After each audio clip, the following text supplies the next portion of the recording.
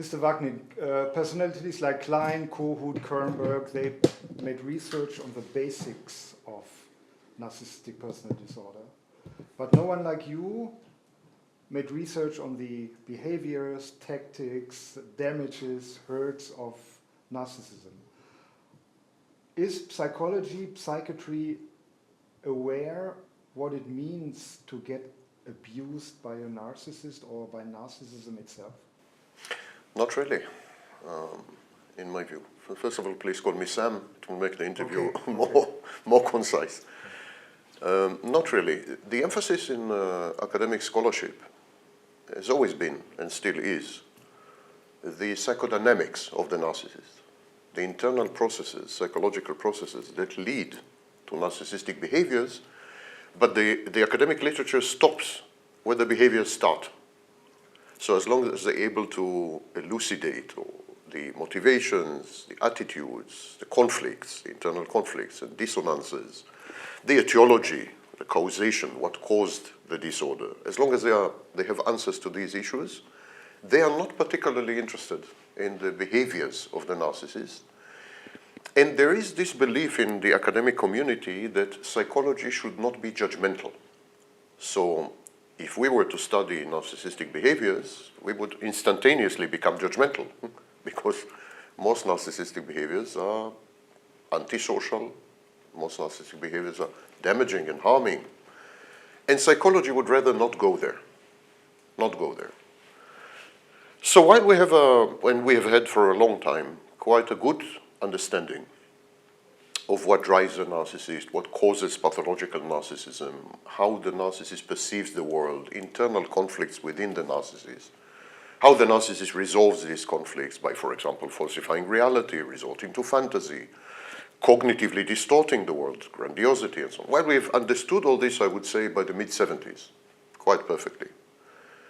By the end of the 80s, when I started my work, there was not a single piece of literature on what narcissists do to other people, which forced me to coin a whole new language and to come up with the phrase narcissistic abuse, to set it apart from other forms of abuse. The truth is that all forms of abuse are understudied, even domestic violence, even classical abuse. So if I have to think hard on domestic violence, I can come with a single name, Lundy Bancroft. These areas are no-go areas because they are considered to be moral issues of philosophy, not issues of psychology. Like if the narcissist is hurting people and harming people, it's an ethical question and should be resolved by means of ethics or some other branches of philosophy, but utilitarianism, for example, but not by applying psychology. It's a little like saying, we know everything about cancer and what causes cancer and what's happening in the body during cancer and so on and so forth, but we are much less interested on impact of cancer on the patient's loved ones, the impact of the disease on the people around the patient, the loved ones. We are much less interested on the impact of cancer on work functioning in the workplace. So it's where medicine stops. Medicine stops with the cancer. Here's a medicine, take it, go home. Very few doctors, medical doctors, ask you, how is your life? How does your husband react to it? How does your wife react to it? How do your children, how they're coping? What's happening in your workplace? Are you anxious? Are you depressed? That never happens in medicine. Same with academic psychology. And that is why, to finish this long answer, that is why there is a big gap, there is an abyss, and I would even say, to some extent, hostility and animosity between clinicians and academics. The clinicians have to cope, when I say clinicians, therapists, psychologists, psychiatrists, they have to cope day in and day out with the outcomes of pathological narcissism, whereas the academics are interested in the disease. So they don't talk. There's no commonality of language, no commonality of goals, no commonality of ethos and philosophy. So the psychology broke apart big time. And when we applied, for example, to narcissism, majority of clinicians would tell you that narcissists are vulnerable. that they're broken, that they are defensive, that they're compensatory. Most clinicians will tell you this. While if you talk to academics, they will tell you that's not true. Narcissists are arrogant, narcissists are overt, they are grandiose, they are... Well, the reason we have these two images of narcissism is that these are different phases in the life cycle of the narcissist. When the narcissist is part of an experiment or part of a study, the narcissist is arrogant, self-assured, self-confident, and so on, overt, grandiose, and this is the picture that academics see. But when the narcissist goes through a life crisis, the narcissist becomes very vulnerable, very broken, and then narcissists are much more likely to attend therapy, and this is the picture the clinicians see. It is not true that there are two types of narcissists. It's completely untrue, which is what the literature is saying. It's complete nonsense. All narcissists are sometimes overt and sometimes covert, sometimes grandiose, ostentatiously grandiose, and sometimes they're vulnerable, sometimes fragile and sometimes resilient. All narcissists have this, each and every single narcissist. And yet in big parts of the literature you would read that there are two mutually exclusive types of narcissists. And the reason is the divorce between clinical practice and academic study, which is a big problem in psychology. On the other hand, we have many self-styled experts who took over the field of healing. Who are these people? What do they collect around them? They collect sometimes groups around them, they admire them, and are they narcissists themselves? 10 years after I started my work, and initially for 10 years I've been the only one. So 10 years after I started my work, people began to realize that there's money to be done, money to be made in the field. Mainly because of YouTube.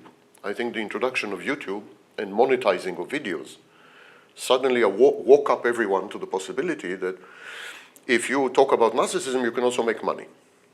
So 10 years after I started my work, more or less in 2007, 2006, there was an influx of people who came to the field, and they're broadly divided in two groups.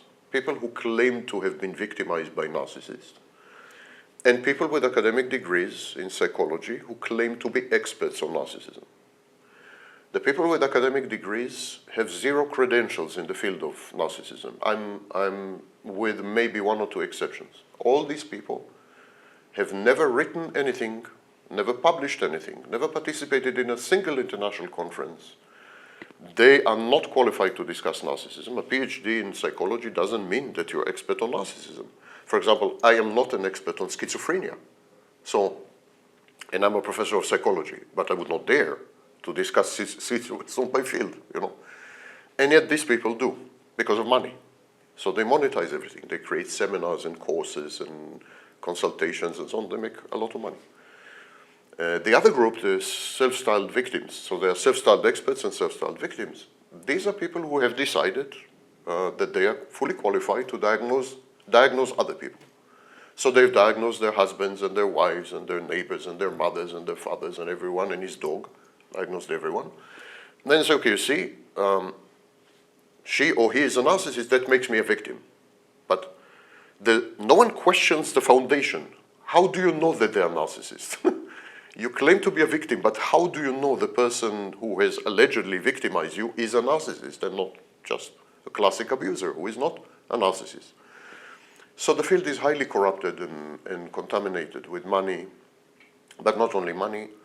Victimhood is an identity, and victimhood gives the victims power, empowers the victims, because victimhood confers rights, and rights confer obligations on other people. Additionally, victimhood as an identity makes your life meaningful, imbues your life with sense. It has explanatory power. It can explain what has happened to you, explain your biography and so on. Victimhood is also a way forward. It's goal-oriented in the sense that you have to maintain your victimhood. There's something we call competitive victimhood. You have to compete with other victims in a hierarchy of victimhood. You have to virtue signal. You have to send all the time signals. I'm a victim. No one has ever been victimized the way I have been victimized. And finally, victimhood is proof that you are an angel, because you've been victimized, Precisely because you are unusually empathic, extremely nice and kind, compassionate, caring, and so on and so forth. So it is self-aggrandizing. The victimhood online is self-aggrandizing, and we see it in the movement of empaths and super empaths and galactic empaths and supernova empaths. I'm kidding you not, these are real phrases, you know. So these people who are in all probability covert narcissists, in all probability, they've found a way to aggrandize themselves, to obtain narcissistic supply by pretending, or actually believing, self-deceiving into the belief that they are victims. So we have two groups. We have charlatans, con artists, dilettantes, and other seriously unscrupulous, immoral people, most of them with academic degrees, who are taking advantage of vulnerable people and making money off them. And we have another group of self-deluded people, or even manipulative people, who claim to be victims, and by virtue of having been victimized by a single narcissist, it makes them an expert on narcissism, and now they can heal other people, and so on. This is the picture. Academia doesn't want anything to do with any of this.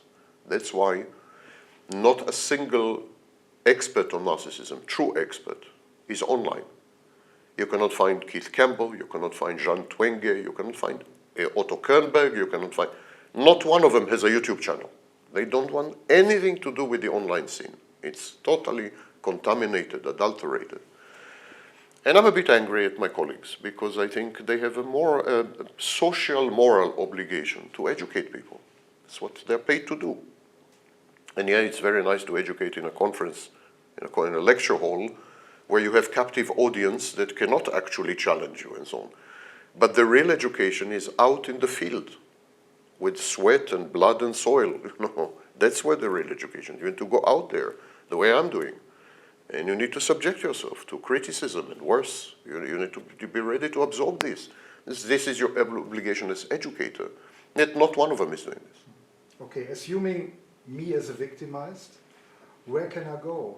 The psychiatry isn't aware of my abuse, and the self-studies experts are not educated and only want my money, so I'm alone. Depends. If you insist on labeling your suffering, if you insist to say, my suffering belongs to this particular class, the class is narcissistic abuse, then you're trapped. Because then the first stage would be to prove to yourself that you've been abused by a narcissist. And then you would have to go to online charlatans or former alleged victims, and then you are really trapped, and you will be taken advantage of.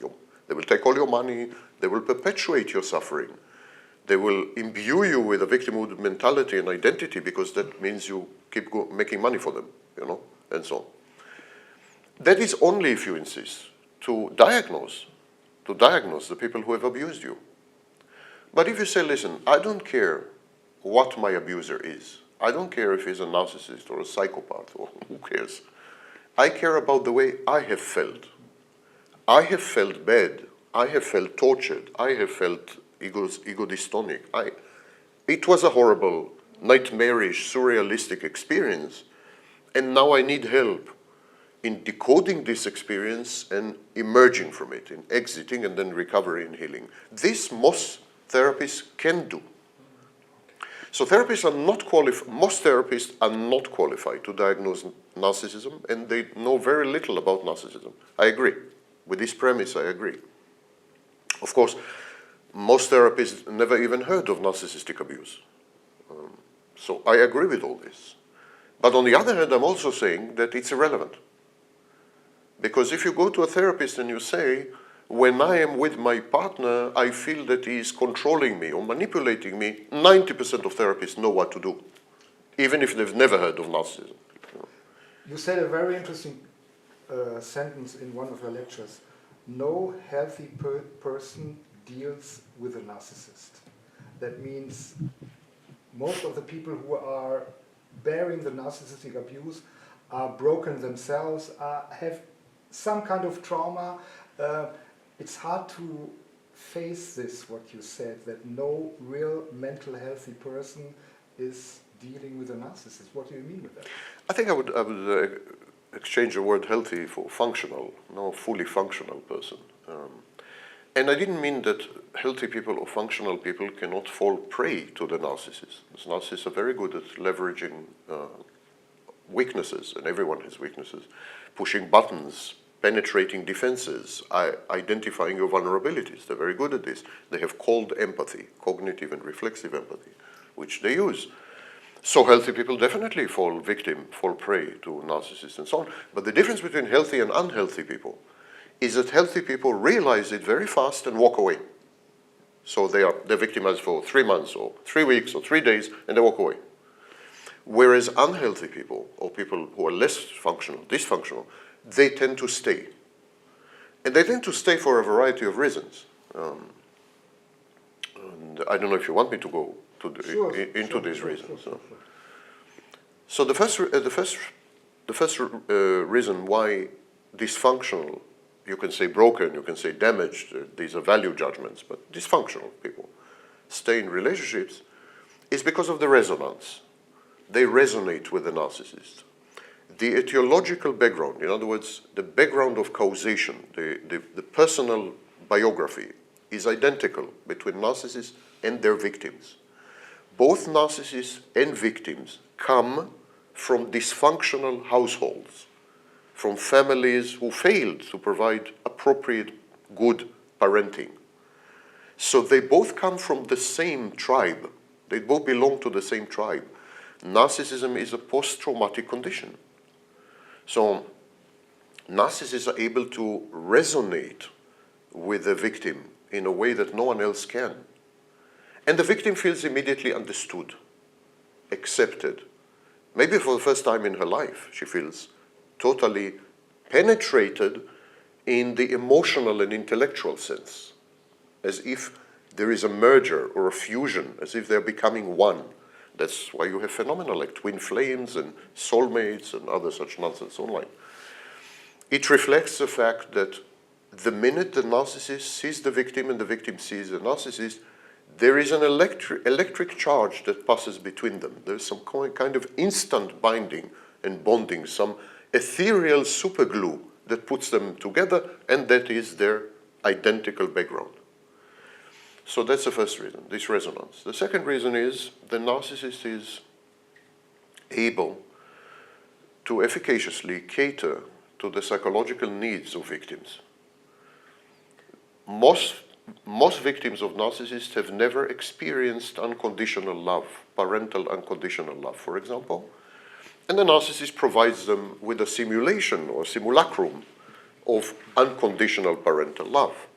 Most victims have never experienced self-love. They're very self-critical, self-rejecting, self-hating, self-loathing even. And here comes the narcissist, he idealizes the victim, and the victim is finally able to fall in love with herself, finally able to experience self-love, because now all her imperfections have been removed by the narcissist, and what's left is ideal.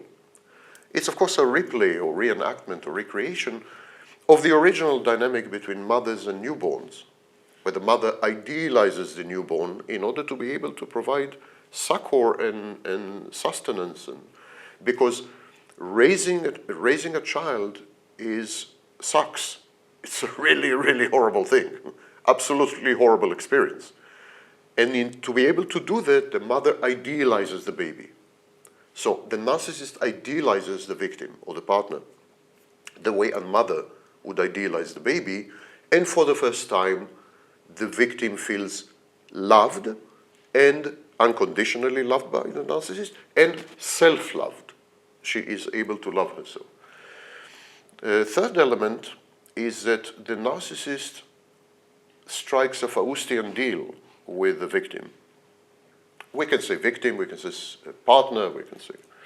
The narcissist strikes a Faustian deal which is very similar to the deal which dictators strike with their nations, with their followers. And the deal is this. I'm going to be a stable presence in your life. I'm going to be a rock. I'm going to be there. But in exchange for my presence, in exchange for my unconditional love, in exchange for everything I'm giving you, you have to suspend your judgment. You have to divorce reality. You have to isolate yourself socially from family and friends. And you have to become 100% dependent on me in an addictive way. You have to become addicted to me. That's the Faustian deal. And it applies to dictators as well. What a dictator does, dictator says, you don't have to take responsibility for anything anymore. Everything would be my responsibility. You don't have to make decisions. I will make all the decisions. You will never be held accountable. Pass all this on, transfer all this to me. So you could live a life that is anxiety-free. That is Sartre. Sartre said that anxiety, angst, is created because of the fact that we have to make choices. What the dictator does, it takes away your capacity or even need to make choices. He is making the choices for you. Same with the narcissist. The narcissist says, forget your anxiety, forget your depression, forget all. You don't need anymore to worry. Never worry again. I'm here, and I'm where the buck stops, and I'm the last destination, and I will make all the decisions for you. That is an irresistible, addictive proposition. Very few people can refuse. And so gradually the victim finds herself embedded and immersed in a fantastic space, which is utterly, has nothing to do with reality. Isolated, so unable to reach out to other people to, for example, regain reality testing, or simply succor and support. So her dependency on the narcissist is total. And in many, many cases, this dependency feels good. One, I think, of the common myths online is that a relationship with a narcissist feels bad. But the people online who are complaining, the real victims, the self-styled victims, all of these people have felt bad in the relationship, but they are not a representative sample. They are what we call self-selecting sample. Only people who feel bad go online. You don't have people who feel good with the narcissist go online. They don't go online. And so consequently, we have no idea. Maybe the vast majority of people actually feel very good with the narcissist. And only a tiny minority feel bad. And they're the ones who are going online, they're the ones who are visible. We don't know. We don't have statistics. The narcissist also provides you with what I would call heightened existence. When you're with a narcissist, everything is intense. In many cases, everything is dramatic. It's colorful. There's color. In relationships with non-narcissists, everything is black and white or gray. Everything is predictable. Everything is, well, with the narcissist, you never know. You become addicted to dopamine, you're on a constant high. There's a rush. This is a form of addicting you to the process. So the narcissist provides this. In the case of the borderline, for example, the borderline needs drama. Drama is a major regulatory function. Borderline uses drama to regulate her internal environment. So she needs drama, and the narcissist is a great source of drama. At the same time, the borderline needs stability and external regulation, the ability to regulate her moods and emotions from the outside. The narcissist provides this. The borderline is very averse to routine, and the narcissist is never routine. He's always surprising, he's always shocking, he's always... So there's, the match is perfect between certain types of personalities and the narcissist. And finally, and there are many more reasons to be with a narcissist, but finally, if you have the tendency to harm yourself, if you're self-harming, if you're self-rejecting, self-loathing, self-destructive, self-defeating, and then the narcissist is the instrument of your downfall. It's exactly like a borderline would cut herself with a razor. The narcissist victim cuts herself with the narcissist. The narcissist becomes her knife, her cigarette. She uses the narcissist to harm herself, to destroy herself, to defeat herself. So The narcissist, I would say, is like a Swiss knife. Like a Swiss knife. You have everything you need is there. You just have to open it, and whatever your needs are fully met. So this attracts people with borderline personality disorder, people with dependent personality disorder, also known as codependence. This attracts people pleasers. It attracts people who have come from a familial environment where they've never received love, unconditional love, and they don't have to be mentally ill, but there is this deficiency. People with what Rosenberg calls self-love deficit, all these kinds of people would gravitate towards the narcissist. However, the common myth is that the narcissist selects them, chooses them. That is completely untrue. It is true that specific types of people are attracted to the narcissist. It is not true that the narcissist is attracted to specific types of people. Completely untrue. Because narcissists don't see other people as external and separate. And consequently, they focus on what they can get from people. So it could be sex or services or supply, narcissistic supply, sadistic supply, or stability, presence in the narcissist's life to reduce abandonment anxiety. So, but the narcissist is focused on what's in it for me. What can I get from that individual? And that is the focus. And then the individual could be anything. Could be empathic, not empathic, codependent, borderline, psychopath, another narcissist. Narcissist couldn't care less. And so on. Yesterday I told you, kommen Sie mit mich. You tell me that I said it. I don't remember, but I believe you fully. Mir. Yeah, I know I should say mit mir, but you say that I said, kommen Sie mit mich. Yeah. And I don't remember saying it, but I believe you fully. And then I asked myself, why would I say that? And it occurred to me that it is a perfect metaphor for the narcissist's internal world, you know? Because kommen Sie mit mir means that I recognize your externality. It's, no, I'm serious. I understand you, yes. It's the dative. So I recognize your externality. Whereas if I say kommen Sie mit mich, it's as if it's about me. It's you. It's kind of accusative. It's internalized. Yes. It's. I think it's a great metaphor for exactly the way narcissists see people. You know, and it's interesting that I said it because probably it reflected an attitude where you are. I am the center. I am the topic of any action that you can make. It's. I'm the action is happening inside me, not outside me. So it's, I found that an interesting metaphor. You invented many phrases like narcissistic abuse, no contact. You were shunned for it for a long time. Now everybody says no contact is the best, but nobody says about the source who invented this. We live in an age of rampant plagiarism, and not only online, but definitely in academia as well. But within the specific discipline of psychology, plagiarism is a way of life.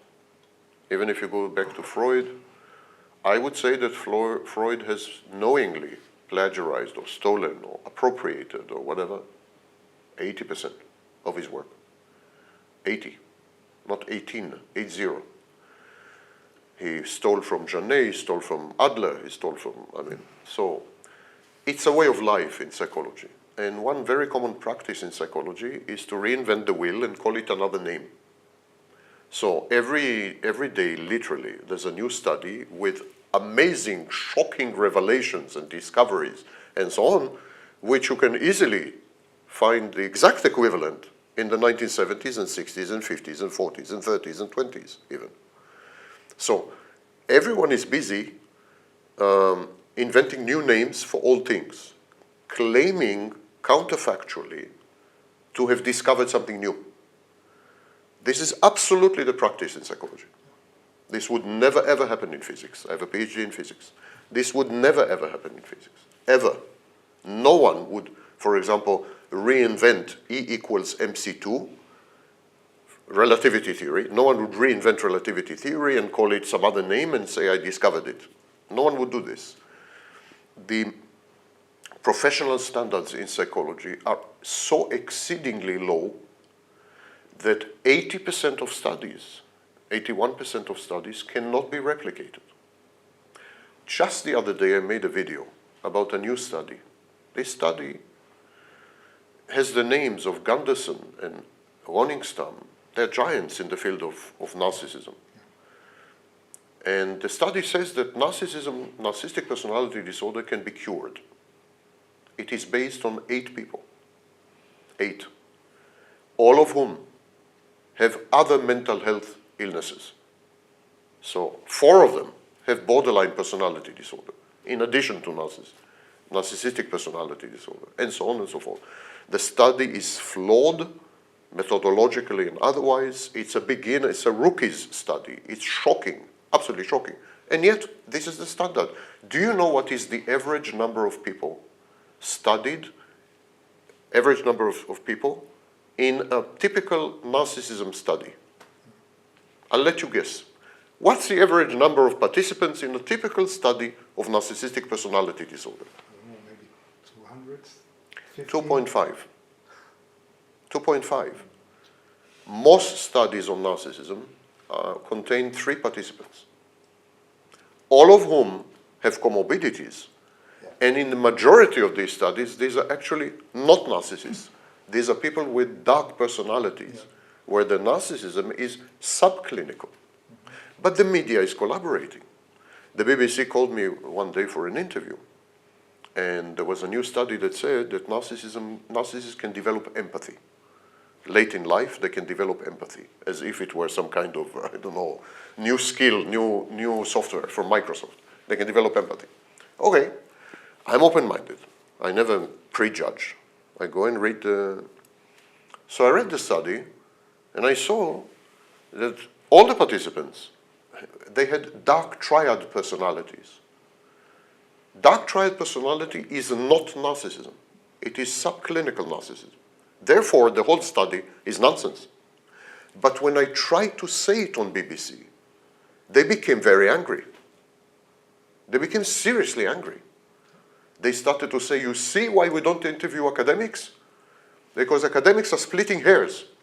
And we hate this and the public hates this. They became rude and disrespectful and so on. So the media is collaborating with this.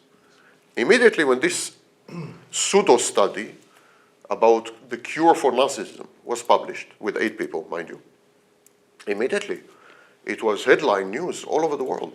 That's how I heard about it. I was in Vienna and hundreds of people were writing to me.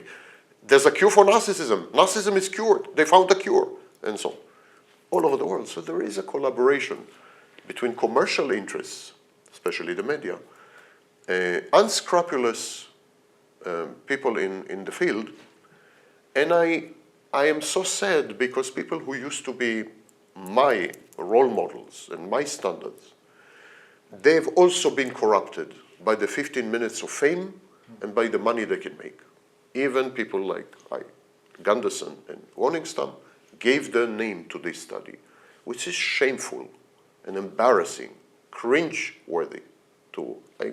Even I am not Gunderson, even I would not give my name to such a study, ever. Never mind the inducement, But it's tempting, because immediately you're interviewed on CNN, on this, on that, you become famous for a while. I'm observing the market of books, scientific books and studies for 5 years now. And I recognize that there are rising studies and books like Me, the Power of Narcissism, like in Germany, from a psychologist who is teaching at the University of Münster. And I call it, in my reviews, toxic trash, because I saw him on TV and I mostly recognized narcissistic behavior, real deep. And you said in one of your lectures, we are lost. We are lost to narcissism. It's very dystopian what you said. Are you serious what you say, what you tell me? There is a current in academia of scholars and self-styled scholars, but even real scholars, who suggest that pathological narcissism and psychopathy are positive adaptations. There are studies already about Yes, it. well, Yeah. for many years. Kevin Dutton, Macoby, I mean, these are at least 20, 25 years studies. And these people are saying that narcissism and psychopathy are not good or bad by themselves. It all depends on the context, societal, cultural, historical context. And when we look at civilization as it is constructed today and the technologies that enable the civilization, then to be a narcissist is a good adaptation, is a positive adaptation. In other words, if you're a narcissist, you are likely to secure more beneficial, better outcomes in your own life. So on the individual level, it makes sense to be a narcissist. In July 2016, New Scientist, which is a leading science magazine, published a cover story. And the cover story said, "Parents, teach your children to be narcissists." So when there is a professor like this who says that me power or narcissism is good or whatever, while instinctively or reflexively I want to oppose this and to say, what are you talking about? It's a destructive disorder, it's pernicious, it's toxic, I have to check myself back, because within our current civilization, they have a point, actually. And I always give the example, imagine that I pick up the phone and I call Donald Trump. I say, Don, because we're on first name basis. Yes. I said, Don, listen, I just came to the realization that something is very wrong with you. Can you come to my office, please? Don says, of course, Sam, for you, anything. And he comes to my office. I said, Donald, listen, you have narcissistic personality disorder. And it's a horrible disease. It distorts your perception of reality. It ruins your relationship with people. It makes you obnoxious and unloved, and so on and so forth. You need treatment. Donald Trump would look at me and say, why do I need treatment? I've had the most beautiful women in the world. I'm twice president of the United States. I'm a multi-billionaire. Give me one good reason why I need treatment. And I won't have such a reason. I would ask him, do you feel good with yourself? Of course I do. Everyone else is an idiot. Everyone else is, I'm godlike. So there's no good argument to say that narcissistic personality disorder, in the case of Donald Trump, was a pernicious, adverse influence. It was actually a positive adaptation. Now, when Donald Trump started his life, society was very different. And initially, indeed, he kept failing, and his life was a chaotic roller coaster initially, because society was different. But then in the 80s, society started to change, of course, with acceleration in the 90s, the tech bubble and so on. Society started to change. And as society started to change, people like Donald Trump became actually well adapted, whereas normal, healthy people became ill adapted, and he rose to the top, which would have never happened for him in the 50s and 60s. Never. Donald Trump would never have risen to the top in the 50s, 60s, and 70s. Would never have done it. But, so, I also give the example that in psychology, there's no moral judgment and there is no value judgment. We don't say that something is bad or good. And that is the difference between professionals and laymen. If you go to a layperson and you say, is depression good or bad? 99% of people would tell you depression is bad. It's a very bad thing. But a professional, a mental health professional, a theoretician, a clinician, a scholar, they would never say this. They would say depends. And the example I give in my lectures is this. In Auschwitz, if you did not have depression, you were mentally ill. If you were in Auschwitz cheerful and joyful and enjoyed the situation and loved Auschwitz and never want to go out, something is wrong with you. You're mentally sick, mentally ill. However, if you were severely depressed and even suicidal, that would have been a healthy reaction in Auschwitz. So it all depends on context. And in the context of today's world, narcissism and psychopathy, they are the way to go. They're good for you. And the more narcissistic you are, and even psychopathic, the more likely you are to succeed and make it. It is true that these personalities end up in devastation. They're all self-destructive, inevitably. They all end in ruins. The bunker ruins or some other ruin. They all end in ruins. And yes, it will end badly for the species and it will end badly for these individuals. But in the meantime, they will have a good time. They will be on top. And they will enjoy life the way healthy, normal people will not. And now healthy, normal people in this civilization are feeling bad. They're depressed, they're anxious, they're egodystonic. Healthy, normal people in this civilization actually develop mental illnesses. That's why we have an explosion of mental illness, a pandemic of depression and anxiety. Depression rates went up 500% in less than 40 years among young people. Anxiety rates are up 300% in 40 years. 40 years is nothing in terms of humanity, in terms of history, it's nothing. It's a blink of an eye. And yet, the prevalence of mental illness is to the point that 1/3 of the population in industrialized societies, 1/3 of population have diagnosable mental illnesses. How can this be? Because the environment has changed. And what used to be healthy and normal is now pathologized or leads to pathology. Living as a single is also increasing. You said that in one. There's loneliness. We can analyze the facets and aspects and angles of modern civilization, one of which is loneliness or atomization. That's one aspect, but there are many others.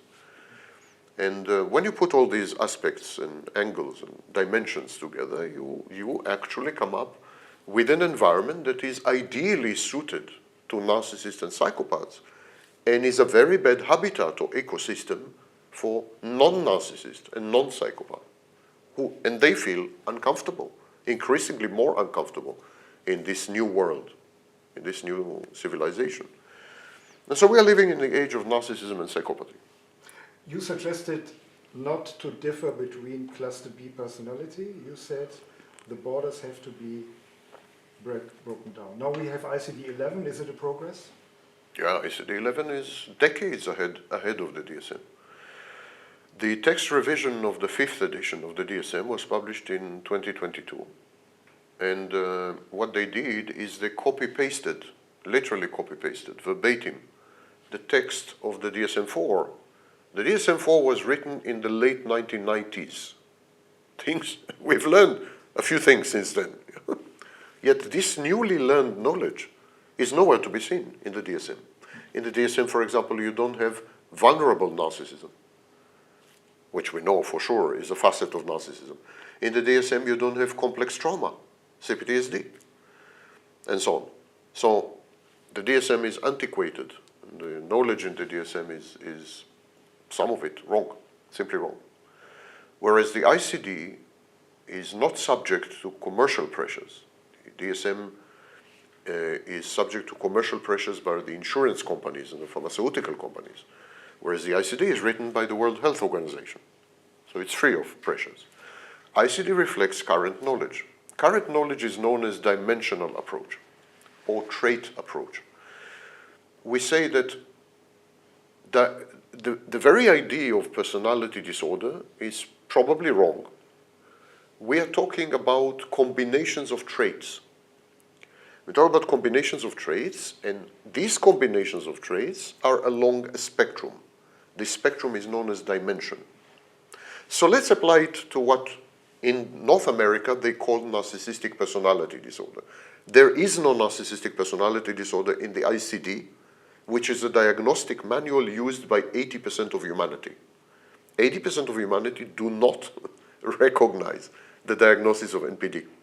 Okay, so let's compare the two. In ICD, a patient or a client comes to the clinic. So the practitioner, the clinician, opens the ICD and says, this patient has an anchastia. In other words, this patient has obsessive compulsive features. This patient is antagonistic, likes conflict, provokes conflict, argues all the time, and so on.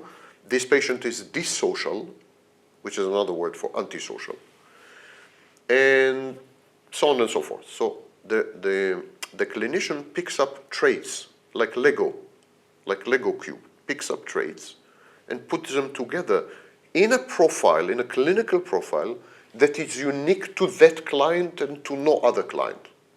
This is customizable medicine. It's tailored medicine. It's really advanced. So then imagine that the patient got anankestia, dissociality, antagonism, negative affectivity. The patient always feels rageful, angry, envious. So this is called negative affectivity. Imagine you put all this together. What you get is narcissistic personality disorder. But it's not called this way. And then these traits, you grade them. You say, are they serious, like severe, less severe, less severe, or just hints? So you place the patient on a dimensional spectrum. And then you have the perfect picture. You have the perfect picture of a client. You know the client's traits, you can anticipate behaviors, you know how bad it is, how severe, and so on and so forth. And this is how it should be done. Consequently, in the ICD, we don't have this bizarre differential diagnosis. Any clinician would tell you that a client is one day narcissistic, 2 days later it's a borderline, and 4 days later it's a psychopath. Any clinician would tell you this. A narcissist goes home and experiences some crisis or collapse, or he's not getting supply or something, he becomes a borderline. He is emotionally dysregulated, he develops suicidal ideation, he becomes borderline. And then, as a borderline, he feels stress, he feels anxiety, and so on, and he reacts by acting out the compensation, acting out, he becomes a psychopath. So what's the meaning of all these idiotic distinctions, you know? And consequently, what's happening today with the DSM is that people regularly are diagnosed with 8 diagnoses, 10 diagnoses, regularly. It's a regular thing. Like you're diagnosed with narcissism, borderline, mood disorder, substance abuse disorder, When we know, for example, that substance use disorder is very, very common in specific so-called personality disorders. We know, for example, that borderlines abuse substances a lot, and so do narcissists and psychopaths, and so on. Is it really a separate disorder? I don't think so. I don't think so at all. I think it's an outcome of internal dynamics, which are perfectly captured by the trait domains of the ICD. ICD is by far my favorite book. In the DSM, they attempted to create what they call alternative models. But they put them in page 881, if I'm not mistaken, 818. They dumped them at the end of the book. And these alternative models are limited to 3 or 4 personality disorders. They didn't dare to go further. And they definitely did not dare to unite everything under a single diagnosis of personality disturbance or personality problems or character problems, or call it as you will. They didn't dare go this way. They admitted it. There was a recent, few weeks ago, a convention of the American Psychiatric Association. And the woman in charge of writing the DSM-6 admitted openly in a press conference, we are not revising the DSM because we have to consider money and what the insurance companies will say. Openly. A shocking admission from an alleged, ostensible scholar who is there to... So the scene in the United States is completely corrupted. Again, regrettably, the media, the mass media, and social media, they never heard of the ICD. They never heard of the ICD. So they are stuck together with the DSM 25 years ago. And this results in an indescribable mess. So there's attempt to understand if borderline is CPTSD or CPTSD is this or narcissism is psychopathy. So they confuse psychopathy with narcissism. It's an indescribable mess. And yeah. Let's have a short look at France. They call narcissists perverts, even now. Yeah. Are they so far behind? This was a construct proposed by Racamier. It is an example of what I said earlier. All Racamier did, he stole the idea of malignant narcissist from Otto Kernberg and he renamed it. Racamier did not contribute a single original thing in any of his 2 books and multiple articles. Not one. Everything is copy-paste from Kernberg. And then he called it pervert narcissism. Perverse narcissism. And so he became a great innovator, and this is what they do in psychology. They steal earlier work, rename it, and then they are considered to be geniuses who came up with new ideas. And because no one in psychology has institutional memory. When I talk to my colleagues, and by now I've had colleagues in Russia, and I've had colleagues in the United Kingdom, and I've had colleagues in Macedonia, and I've had colleagues everywhere. I taught in universities all over the world, Nigeria, Africa, you name it. When I talk to colleagues, never mind where, many of them are totally unaware of the history of psychology, and many of them have never heard of the vast majority of major scholars in psychology. I'm lucky if they heard of Freud. Because the emphasis today is on statistics. I had a look at the curricula of psychology in Switzerland. It's about, and I don't think I'm exaggerating, 40–50% statistics. I asked, do you teach Freud and so? No. Lacan? No. Do you teach, okay, you don't like Freud and Lacan, I understand. I don't like them either. Do you teach, I don't know, Skinner? Do you teach Bandura, who is a major figure in modern psychology? Do you teach? Nothing. They never heard of these people. It's not that they have decided not to teach them. They've never heard of them. So the student graduates, never heard of the history of his own discipline or her own discipline, and they go into the field and they make a study and they think they've discovered something new. Ironically, this has a clinical name. It's called recency bias. Narcissists, when a narcissist learns something, they believe that they are the first to discover it. This is a clinical feature, it's a pathological feature. So a narcissist would sit at home and come up with an idea. It happens. And then the narcissist would say, that's my idea. But when you show the narcissist that this idea had existed 10 years ago, and 20 years ago, and 30 years ago, and 40 years ago, and 2,000 years ago, the narcissist would deny it. Or the narcissist reads something somewhere, or is exposed to some video or something, and acquires a new bit of information. In the narcissist's mind, this new bit of information has just happened. Doesn't have a history. This is called recency bias.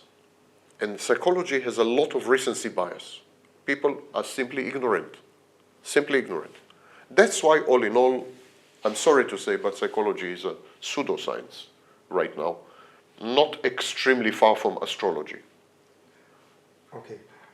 Let's go to another bias.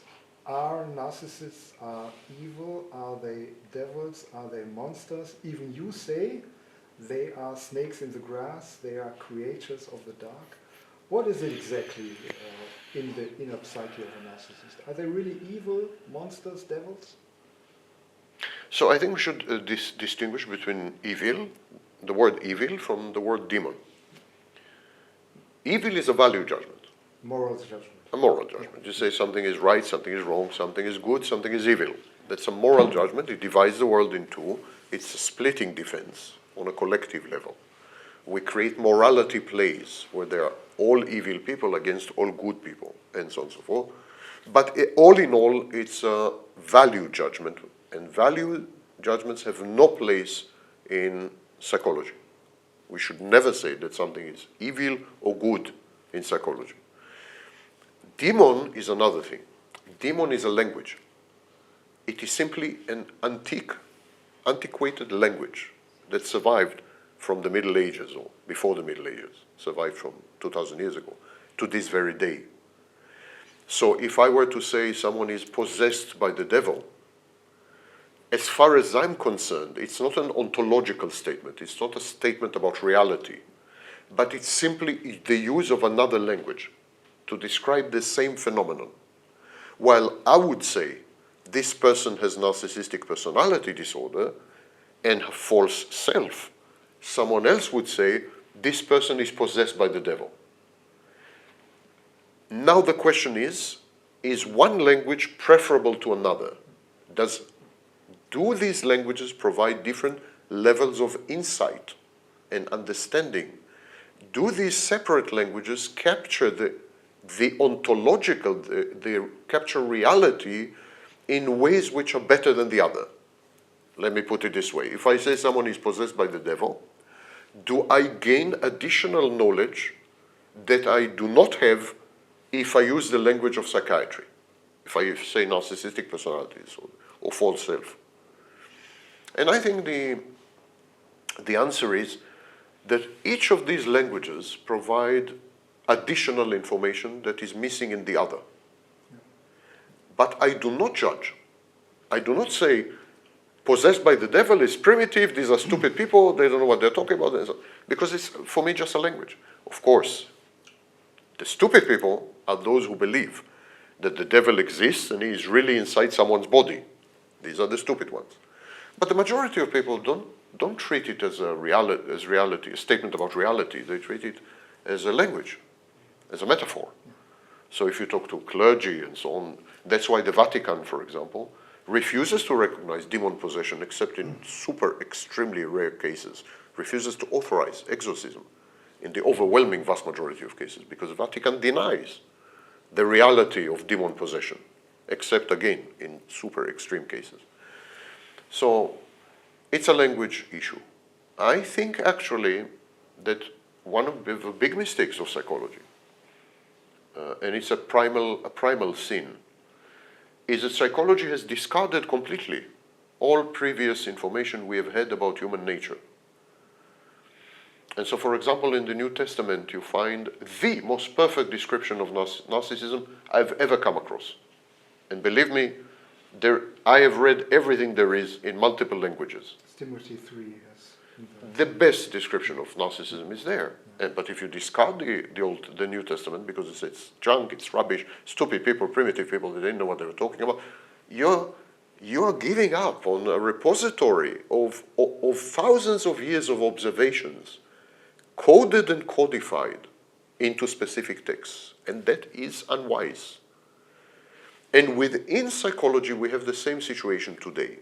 They are discarding Sigmund Freud and Carl Jung and Lacan. They're throwing them to the garbage because they're not sufficiently scientific and they did not use statistics. There is this stupid belief that if you use statistics, you are scientists. Yeah?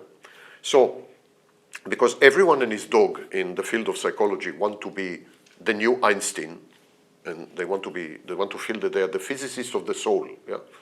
So they gave up on Jung. They throw to the garbage Freud and so on, which is insane because these people were giants. They had true, deep, profound insight into the human psyche, you know. But this is the situation with scientism. Scientism in general is a bias that says the most recent knowledge is the right knowledge. Everything that came before the most recent knowledge is junk and trash and nonsense, and we should ignore it and castigate it. So as a psychologist, I would say Timothy 3, letter Paul, where the narcissist is described, is a moral standard. It's moral. So is the narcissist, he knows what is right and what is wrong. Is it a guideline? Timothy, and not only Timothy, narcissism is described multiple times in the Old Testament and the New Testament. It's actually not a moral standard. He describes specific type of people. He says there will be people like that, like that, like that. And then he says, stay away from them. Yeah. So it's what we call a prescriptive text, a text that gives you direction, tells you what to do, how to behave. It's not a proscriptive text. Proscriptive text is text that says, tuck, tuck, tuck, tuck, this is bad, this is evil. So we have proscriptive texts. But whenever they discuss narcissism, they're much more practical, they're pragmatic. They say, these are bad, not bad, these are like, don't mess with these people. You will end up badly, so stay away from them. Don't respect them, don't talk to them, don't do business with them, and so on. So, for example, the Ten Commandments is not proscriptive. There is no value judgment in the Ten Commandments. It's a set of prescriptions. This is what you should do. You should do A, B, C, D, E. Nowhere in the Ten Commandments it says, if you don't respect your mother and father, you are an evil person. It simply says, respect your father and mother. So, which is, by the way, the attitude and the philosophy of modern psychology. In modern because initially psychology was proscriptive. You had value judgments initially in very early psychology. But today in psychology, we don't judge. We tell you what to do. We recommend to you what to do or how to behave in order to optimize positive outcomes. But we don't judge. And we don't divide it into evil and good. And in many cases, we can ask you two questions in modern psychology. You come to the clinic. A clinician would ask you two questions. Do you feel good with yourself? And are you functional? Do you function in a variety of settings? If you are totally psychotic and you believe that you are talking to God himself every night and Christ is your roommate, but you're happy with this, totally happy, you don't have anxiety, you don't have depression, and so on, and also you function well at work and you have a great family who loves you and who love you, and you have many, many friends you go to the pub with, and so you're totally functional and you're happy with yourself, why would we treat you? There's no reason to treat you. Because we don't judge. There's no judgment here. We treat people when they feel bad and when they cannot function. Okay, let's talk about judgment. You demanded that legal systems should hold narcissists for their misdeeds more accountable. Is legal system, is justice really aware what they are dealing with? With people who are covering their misdeeds, who are faking, who are acting like thespians.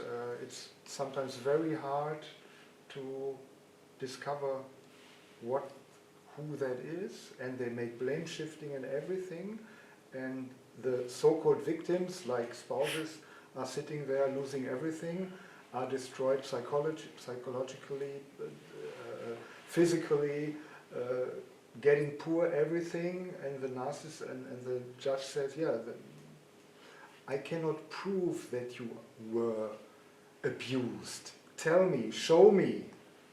Is it a problem really? Is the legal system aware of it? It's a general problem in jurisprudence and legal systems.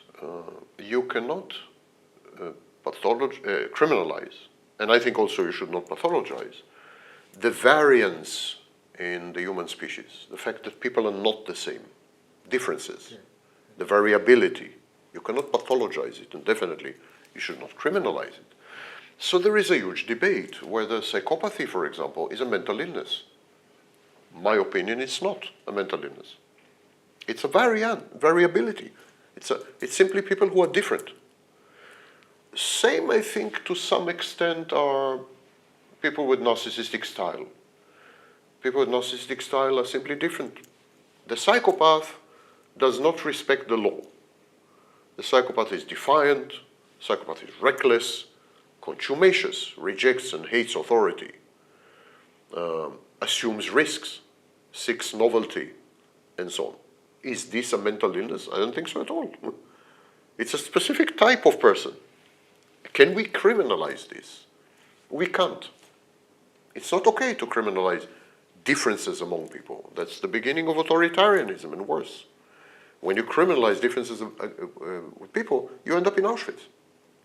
So this is a very slippery slope which we should never embark on. What we can criminalize are behaviors, of course, and the outcomes of behaviors. And so here we are starting to have a problem. Whereas the psychopath's behavior is overt, conspicuous, ostentatious, goal-oriented, directional, linear. The psychopath is a machine, a device that is going from A to B. So you can say going from A to B is criminal, and psychopaths end up in prison. Robert Hare, the greatest scholars of psychopathy in recent generation, after Cleckley, Robert Hare did most of his studies in prisons. He studied psychopaths in prisons, only much, much later with Babiak. He studied psychopaths among chief executive officers of Forbes 500. And the prevalence of psychopathy among this group is much higher than the general population. So with psychopaths it's easy. Psychopaths kill, psychopaths steal, psychopaths rape. I mean, it's easy. It fits well into the current criminal code. You don't even need to rewrite the code. They end up doing crimes, you know. It is a lot more controversial and subtle and nuanced and gray zone with the narcissist. Because whereas the psychopath is an exaggeration of a typical human being, you want money, the psychopath wants money. The only difference between you, he will kill to get money, you will not. You want sex, he wants sex. You will not rape, he will rape. The psychopath will rape. But the psychopath is recognizable. You can recognize yourself in the psychopath, and you can recognize the psychopath in yourself. It's just an exaggeration of you. He will go to great lengths to be you, to realize your dreams and fantasy. You don't have the courage. You could say, you could look at it another way. You don't have the courage to be a psychopath. But you can't say that a psychopath is inhuman, or that a psychopath is partial human, or that the psychopath is so alien that it's impossible to understand. You can't say this. Psychopaths are common. And that's why we believe today in psychology that psychopathy is much more common than we know, and that actually the overwhelming vast majority of psychopaths are people around us. They have families, they go to work, and so on. It's not the case with narcissism. Narcissism is alien. Narcissism is only partially human. It's exactly as if aliens, extraterrestrials, have landed on Earth and integrated with us somehow. Intermarried, had children, you know. There is a story in the Bible about the Nephilim, the giants. In the Bible, in Genesis, there is a story about a race of giants who came down to Earth and coupled with human females. And they created a new race. So I would think of narcissists this way. They are extraterrestrial, alien, artificial intelligence, use any metaphor that fits you, and they interbreed with humans. And so their behaviors could and often are destructive and dangerous and so on, but to criminalize these behaviors is a major problem because they are so alien. You can criminalize a psychopath because psychopath is you. But you cannot criminalize narcissistic, or it's very difficult to criminalize narcissistic behaviors because it's so outside the remit of human experience. That is why I coined the phrase narcissistic abuse. It's unique. And so we can criminalize some elements. So in some countries, Australia, Canada, United Kingdom, and so on, they have recently criminalized coercive control. It's when the narcissist limits your freedom to act in a variety of ways, isolates you, and punishes you if you attempt to display any sign of independence or agency. So this is a crime now in some jurisdictions, not in all. That is typical narcissistic behavior. But it's also a psychopathic behavior. It's also a borderline behavior, albeit in a different way. So it's not uniquely narcissistic. How do you criminalize a strategy that gradually strips you of your identity and replaces it with an alien identity? How do you criminalize it? How do you even identify this? How do you even prove this? The problem with criminal code is that there is a standard of proof. It is evidence-based. What evidence can you introduce for the destruction of one's identity, which is very common in narcissistic abuse? What evidence can you produce in court for gaslighting? Gaslighting is a psychopathic behavior, but some narcissists are psychopathic and they engage in gaslighting. How can you prove this in court? Gaslighting is when the narcissist undermines your belief in your own perception of reality. You begin to doubt that you're perceiving reality correctly, that you're gauging it appropriately. The doubt is so extreme and so all-pervasive that you're beginning to think that you're crazy. How to prove this in court? You go to the judge, okay. Imagine there's a law that gaslighting is illegal, criminalized. We criminalize gaslighting. How do you prove this? you know. So, and this is just one behavior out of many.